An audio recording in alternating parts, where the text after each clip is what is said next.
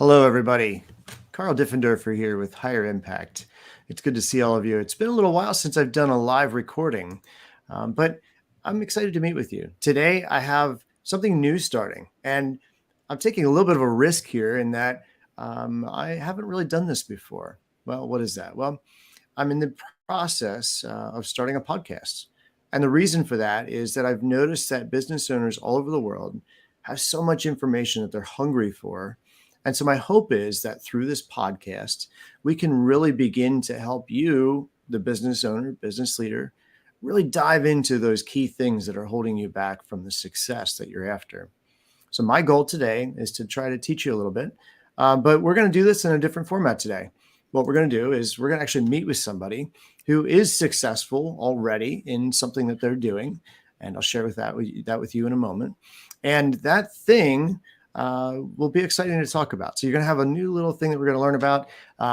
We'll get to that in a moment. But before we do, I just want to catch up a little bit on what's happening in my world. And so in that, I have obviously business coaching that I do. In the business coaching, I help business owners all over the world, and I'm in the top 3% of coaches in the world now. And so if you have something that you're processing through that you need to figure out, something that you just haven't been able to overcome, or maybe even something you want to learn more about, I challenge you to reach out to me, take advantage of me, and I'd be happy to give you complimentary coaching just to show you some ideas of how you could overcome that thing, whatever it is. And then secondly, I've also been moving more and more into coaching coaches. We have a group of coaches on our team now, and we are teaching coaches how to get to six figures. So if you know a business leader in the community that would like to do coaching, I'd love to meet them. I might be able to help them in that journey. Now, okay, so what are we talking about today? Well, we're going to talk about a podcast and how do we do successfully? How are we successful with a podcast? I have a guest invited to the call, and he is going to just kind of give us some good insights on how do we create a successful podcast. Now, this is for my own benefit today. By the way, this is not pre-scripted. We're going to be completely off the cuff on this. But what we're going to do is we're going to dig into what are the target audiences of a podcast? How do we make sure that we're actually reaching that audience? Why do we even want to do a podcast? What's the point? What are maybe some of the numbers around that, and many other details? So I invite you to tune in, listen to this as we talk about how to have a successful podcast. But first, let's invite Chirag, and Chirag is part of Mission Matters, and they're a podcast, and they have, I believe, an international audience. And he is going to share with us a little bit today about what it takes to be successful in podcasting. Here we go. We're going to add him right now. Chirag, are you there? Yes, I am. Welcome. Great to be here. Thanks for having me. Yeah, I'm excited that you're here. And sometimes, you show excitement, but you're not actually excited, but I'm actually excited that you're here. Sometimes you meet with people that are not very interesting and not very interested, but you're not that person. So I'm excited to have you here. So tell us a little bit about yourself, Chirag. Yeah, sure. So quick of it is I am born and raised in Los Angeles, in a small, not small, but in a town called Glendale, off the cusp, pretty close to Pasadena. Grew up here, ended up going to USC, started my career in the nonprofit sector, did that all 4 years of college, and a couple years thereafter lived in Chicago, actually, for a couple years. And then moved back to LA, started a social media agency, which several years later ended up merging with a bigger firm, and ended up, while I was running that marketing company, ran into my co-founder, Adam, actually. And we both ended up co-authoring a book together along with a few other individuals, and accidentally launched the book publishing company, now called Mission Matters. Nice. Yeah. It's a whole other story, but basically it evolved. It became a media brand. We launched our own podcast, and it just grew organically. And I think we were pretty early on. I think at that point there were only like maybe 500,600,000 or so podcasts in existence. This is early 2018 when podcasting was a lot newer then. Since then, we've interviewed nearly 5,000 guests. We've launched maybe over a dozen shows for our own platform, and then eventually launched the podcast agency. And we've launched and helped well over 125 plus clients launch their podcast, manage it for them, essentially do all their work. It's a very turnkey or done for you service.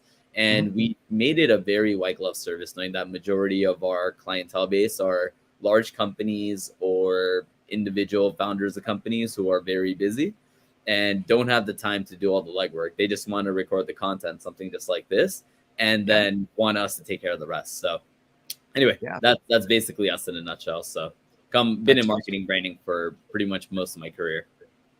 I think it's cool that you and I have been able to build a little bit of a friendship, even though I haven't hired you as the guy to help me with my podcast yet. Soon enough. Did you hear that? Yet? I said yet. And I wanted to try it myself first. And I will be honest with our audience out there. He actually has been just helping me. And I appreciate that in somebody. I don't know about all of you, but if you meet somebody that's actually willing to help you without gaining you as a client first, and just their sincerity is there, I appreciate that in a person. So thank you. Absolutely. Happy to help. Yeah. So now, if we rewind a little bit of time, I've been thinking about doing podcasting for many, many years, probably even longer than you've been doing this. But I always kind of had a reluctancy to do it. At first, I was unsure if there was even a way to gain an audience of people to begin to follow me. So how do you say that somebody should go about deciding if they should start a podcast? I think everyone has an angle. I believe everyone has a story. Actually, we do, right? And essentially, our mission is to help amplify the stories. Tagline's written right up here. Nice. But really, what the podcast allows you to do is it allows you to do what's in the marketing world, right? It's called omnichannel marketing. In short, what it means is that if you record a video podcast just like this, well, guess what? You pretty much hit every form of content marketing that exists. How? Well, you take this video podcast. Now you have a YouTube. It's being recorded. You can edit this content. Now you have a YouTube video that goes live. You can publish this on LinkedIn, on Facebook, you can make it even into a TikTok video, where if you maybe cut out like 10 seconds that are really interesting, you get a golden nugget, cut out those 10 seconds, publish it on TikTok. And now you even have TikTok, so Instagram Reels or YouTube Shorts, right? All these competitors, since they're all competing against one another. So it hits every form of social media marketing. All of the podcast platforms from Spotify, SoundCloud, Apple, Google, etc., you can hit all of those different platforms too. And all of those, there's a lot of search queries that come in where if you Google someone, you can actually find their Spotify channel and you can see all of the different podcast episodes that exist. If you transcribe this, now you have a blog post. So now you have written form of content as well, along with the audio and the video that comes from this. If you are not already sending out a newsletter, well, guess what? Now you have a reason to send out a newsletter because you're creating organic content that people might actually want to read or watch or listen to in this case. And I have a reason to send out an email newsletter without spamming people and asking for them to buy something, which is, a good chunk of newsletters that are out there. That's the route they go, which is fine, right? You kind of have to mix, but you do have to mix and match it so that you're not constantly selling people. You want to provide something of value. And not only that, but now, if you are doing advertising, whether it's a Facebook ad or a Google ad or YouTube ad, guess what? You have creative content where if you find that golden nugget, now you could do a Facebook advertisement. If you recut it properly, and now you don't have to go out and create all that creative content. Otherwise that you might need to do with the marketing agency or creative agency that you're hiring. So now you have advertising content as well. So literally you hit every form of marketing that exists. Secondly, this allows you to be a thought leader and an expert. So if you want to go down the speaking route, if you want to be positioned as a thought leader or an expert, you need to create content consistently, frequently, and also at the same time, be able to interview other guests. You need to showcase that, you're an expert at what you do. And podcasting in the format that it is essentially showing what you're able to achieve. And, it kind of highlights your expertise. And then thirdly, it helps you build an audience, right, over time. even if you're just starting off, and in this case, even if this is the very first live that you're coordinating, you have to start somewhere. So Mhm. yeah, even for us, when we launched our podcast almost 5 years ago, we didn't have an audience. We built it up from ground up, and so along with every other influencer, right, that exists or celebrity, you have to get started and you have to be consistent about it. Okay, good information. Thank you. So now, as I think about it, well, you just like, I feel like I just got like a dumpster or a dump truck load of information. But I think one of the keys to all of this is to have content that is, yes, you said original, and I agree with that 100%. But content that also, what would be the word? Like it's interesting. It's something that's engaging. How do we make sure that we're doing that? Well, you have to you just have to start creating content, right? And sometimes, especially if you're a bit newer on this, Mhm. you kind of have to figure out. And there's a few approaches that I would take. Mine's, if I was just starting off, I would Google and find out what are people genuinely interested Okay. in that particular topic, right?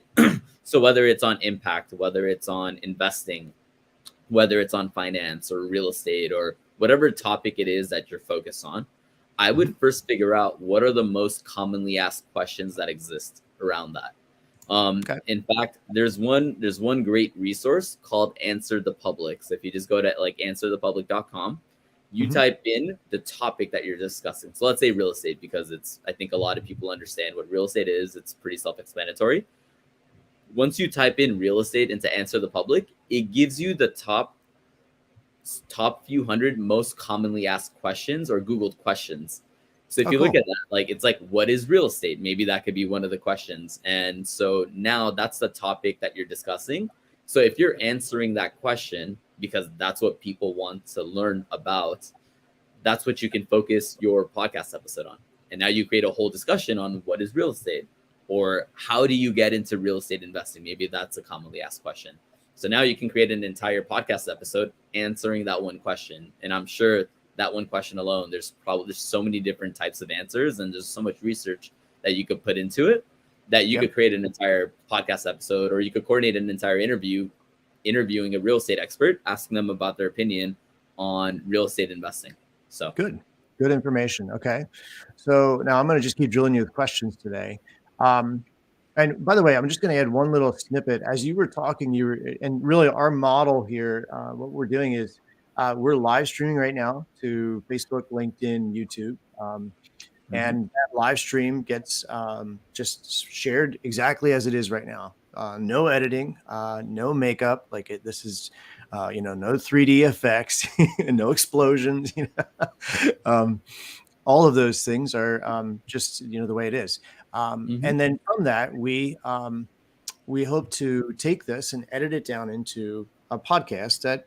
Well, let me ask you, how long should a podcast be? I'm thinking 20 minutes ish. What do you think? Yeah, from what we've seen, it kind of just comes down to your audience, what you're discussing, and who your guests are. So there's some variables, but I would say, what we typically inform our clients, it's to try to keep it between 20 to 45 minutes. Okay. And then obviously this script, then you said take this script and put it into a blog post or an email or Mhm. whatever, and we could do that. And so there are softwares out there that actually take what we're discussing and build it into a script for us. Now you still have to edit it. It's just the live recording in written form, but it's great because you don't have to type it all out then. So that's great. And I know you alluded to that, but I want you guys to know, everybody that's watching, you can do that.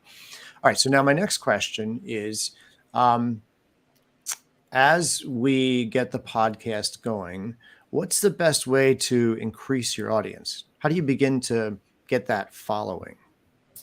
Okay, so there's a few different ways we've identified on how you do this. Okay. Number one, it is how big is your existing audience on all of your other platforms? Are you Okay. already active on YouTube or Facebook or Instagram?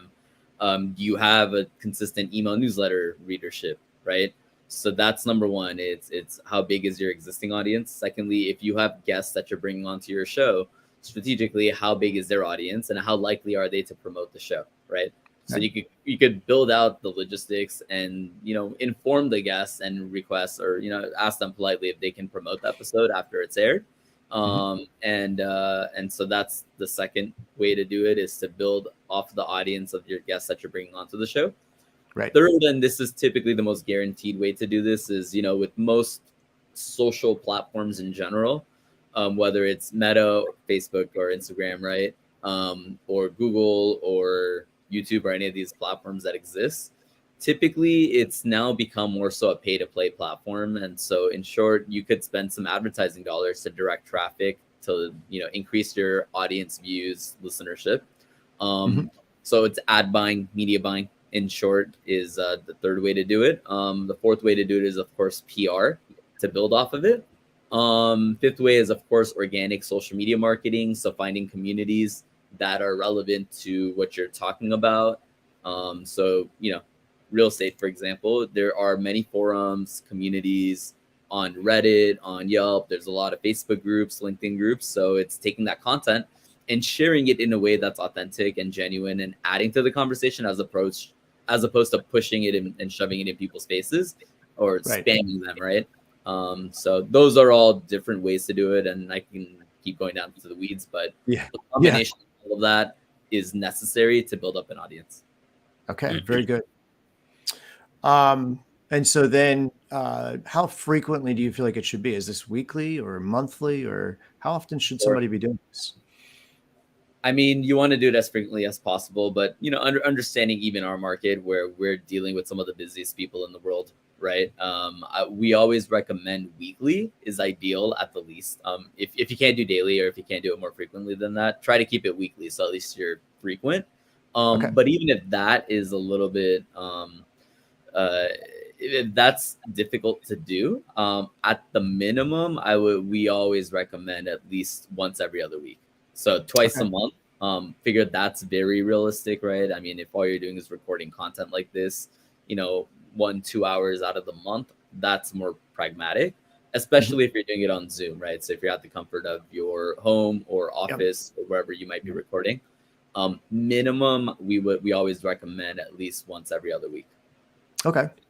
Yeah. And so that's interesting. So I've been thinking about actually hopping on maybe even daily for 5 minutes. If I have like a little snippet that I learn as I coach business owners, there's always something that I learn out of that I could pass on. Would that be a problem, do you think, or would that be good? No, that's great. Look, the beauty of a podcast is, I think, and I just had so many discussions on this, right? Just from the hundreds, if not thousands, of conversations that I've had with folks that I've had a chance to connect with. When you think of a podcast, it doesn't necessarily always have to be one format, right? I think when most people think of a podcast, some people view it as, it's only a monologue format, kind of like a TED Talk where I'm educating people. Others might view it as just a one-on-one interview. Others might not realize that you could actually coordinate an entire talk show around this, where you could actually have 4 people here, right? Because it allows you to split the screens, where you could have 4 people talking all at once, kind of like they do on ESPN or on the news, right? Where sometimes you'll see that, and it's set up that way. So you can have multiple people on there, but you can mix and match all those different formats, where maybe one time it could just be something educational you've learned, just like you mentioned, whether it's for 5-10 minutes, and that could be your podcast episode that you're just dropping a few golden nuggets that you might have learned from the day. Whereas the following day, you might bring on a guest, someone, maybe someone like me, so that you want to interview them, and this might be a longer format. But you can mix and match it on a podcast show. There's nothing that says you have to keep it consistent and it always has to stay like this. Okay, that's good. And so, very good information. I guess I'm now wondering, as I'm prepping this out for the different people that I'm meeting with, and I have a huge list of people that want to be on the show. So be prepared, everybody, and some interesting people too, authors, national people that are working on a big scale. So it's going to be exciting. But my question to you is, how do we know what questions to ask people when we do get on the show? Like right now, you and I are doing this live, ad lib, off the cuff. But I think it's probably best to have some questions that you ask. How do we decide as podcasters how to do that?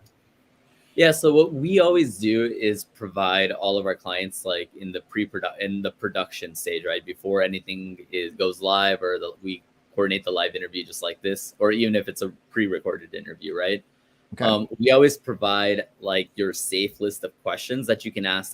That's always your fallback in case you're stuck. And so these are maybe like 5 to 10 questions that you just always have prepared.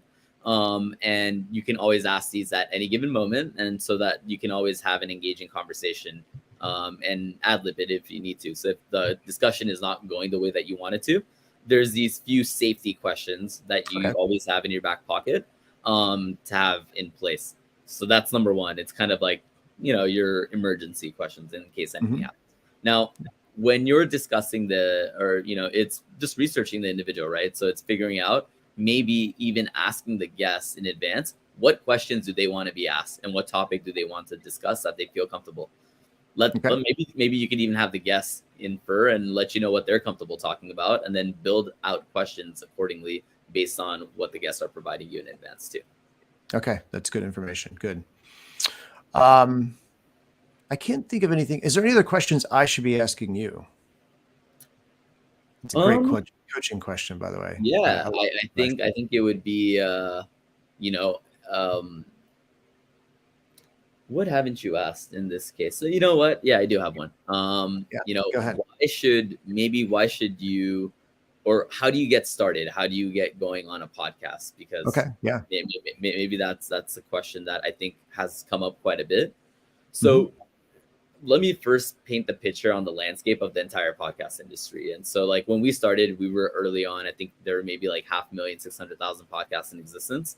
And then a few years later, so this is right before COVID in 2020, March 2020, there were about 1 million podcasts in existence, accordingly. And this is based off of Apple and also Spotify, like how many podcasts Hmm.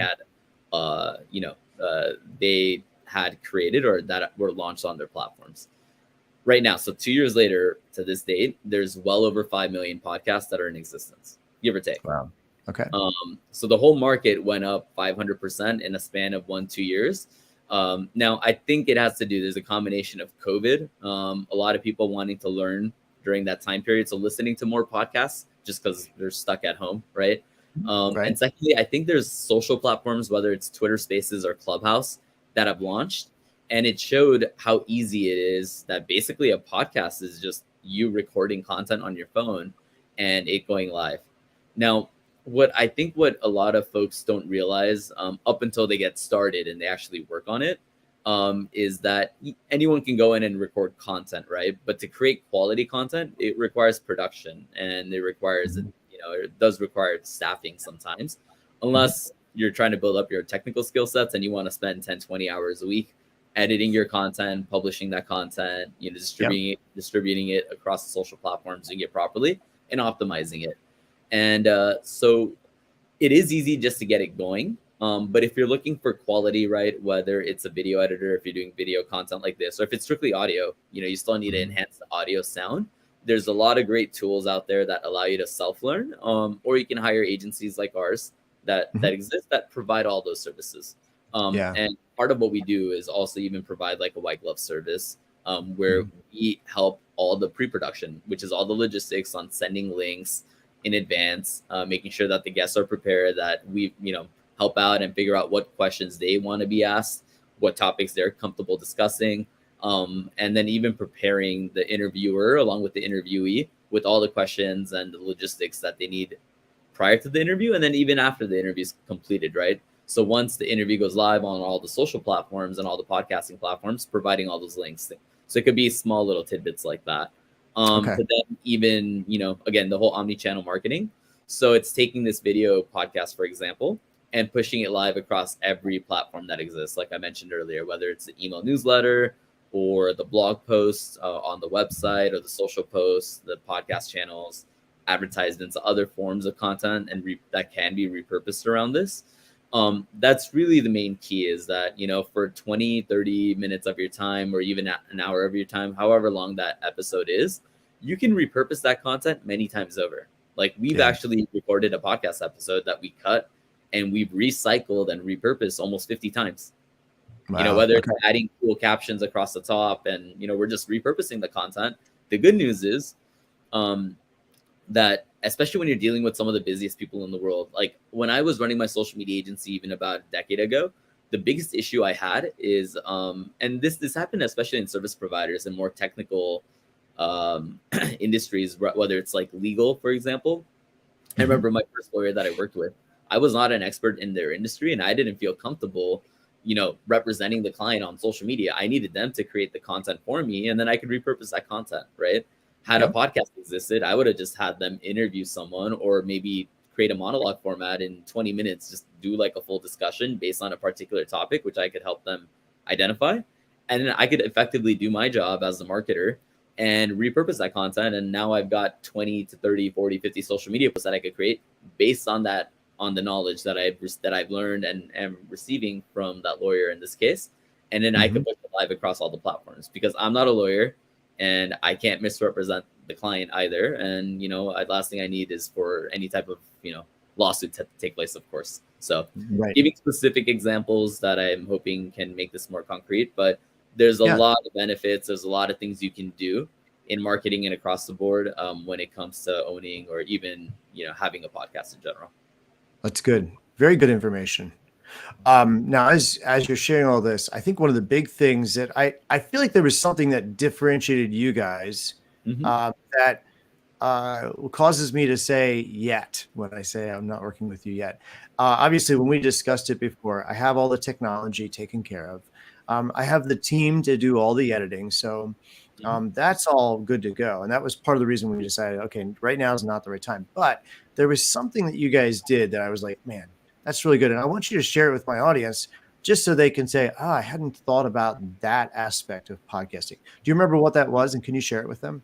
I do. So we've got 3 secret sauces. Okay. Number one, we have a pre-built audience on Mission Matters. So we've built up our audience again over 5-6 years to really maximize this. We're spending a lot of money on advertising to drive traffic to our platform, and we're reaching millions of people a month through our platform. So with all of our clients, one of the benefits they get right off the bat is they get a pre-built audience that they can already leverage and take advantage of. That's number one. Wow. That's good. Number Yeah. two, so that's one. Number two, of course, we have the white glove service where we coordinate all of the logistics, including prepping all of the interviewees and the interviewers with the information that they need, along with providing them all the logistics, but providing them ongoing feedback on what they can do to improve the quality of the show. So that's the second thing. That's good. Third is we have a sponsorship sales team that represents all of our clients and actually reaches out to advertisers and sponsors on their behalf. Part of that is helping them create the advertising decks and creating, all the advertising opportunities that can take place, and then reaching out to potential advertisers and working with all of our clients to identify who are folks that they're already connected to, whether it's existing clients or partners or affiliates that maybe they could reach out to, and we could even plug them in on the podcast. And there might be some, hidden opportunities to monetize the podcast right off the get-go. So if you combine those 3 things along with the fact that we have an internal media buying team, we can basically guarantee views on a podcast. So if we have an advertiser, for example, we can reinvest or we can even spend some money on some media buying, whether it's Facebook ads or YouTube ads or Google or on through other different channels. And we could guarantee views so that we can make sure that we're hitting the objectives of whatever the deliverables are that the advertiser is expecting. We can help them with that. So those are all 3 things that we're able to do. There's a few other things, but I think those are 3 top things that we've identified that not all advertising or not all podcast agencies are able to do is have a pre-built audience. Secondly, provide all the hand holding. And then thirdly, it's have the sponsorship sales team to represent all of our clients, to bring them advertisers, to help them even monetize the podcast and build a business plan around it. Wow, that's good. Yeah, I've been studying this just from a numbers standpoint. It seems to make sense for business leaders, people that want to be in front of other business owners, to have this type of way of providing value to their customers. I don't think it's about selling; it's about providing value. I know you and I are on the same page on that one. I feel good with what we covered here. I don't have any other questions for you. I think right now would be a great time to just bring it to a close. And obviously, for all of our viewers that have been watching, we've gotten some thumbs ups, and people just really saying, "Hey, we're enjoying this." If you have any questions for us, please feel free to reach out. Obviously, look up Mission Matters. If you need Chirag's email address, I'd be happy to provide it to you. That is assuming he's okay with that, but I'm sure Of he would. course. Yeah, Um, absolutely. and I challenge you as you think about, okay, well, how do I market to my customers? Maybe a podcast might be a good fit. Um, and I look forward to seeing all of you more and more and more as we do more and more podcasts. And like us, follow us. We're gonna have tons. Like I cannot stress enough. I have so much good content, original content. You guys are gonna be blown away that I've been storing up. I have this coaching nuggets folder of all the things that I've been learning in coaching. It's up over 25 pages now. So you guys get ready to just get hammered with really good information. I'm excited to teach you the things that I'm learning in coaching. So Chirag, thanks for being here. What an awesome time. I really appreciate it. Any closing words before we get out of here? Feel free to reach out. Anyone that has any questions on podcasting, on marketing, branding, happy to help, or even just in general. My email is chirag@missionmatters.com. And, feel free to check out all of our content. We have a ton of content. If you want to learn about a wide variety of topics, it's just missionmatters.com. Simple as that. Okay. Oh, there he shared it. Good. Well, it's out in the public now. So you get to talk to a famous public figure of a podcast show. Okay, everybody, signing out for now. I'll see you next time. Expect new content within a week. And I look forward to meeting with all of you very soon. Thanks, Chirag. We'll talk to everybody soon. Thank you, everyone. Enjoy. Have a great one.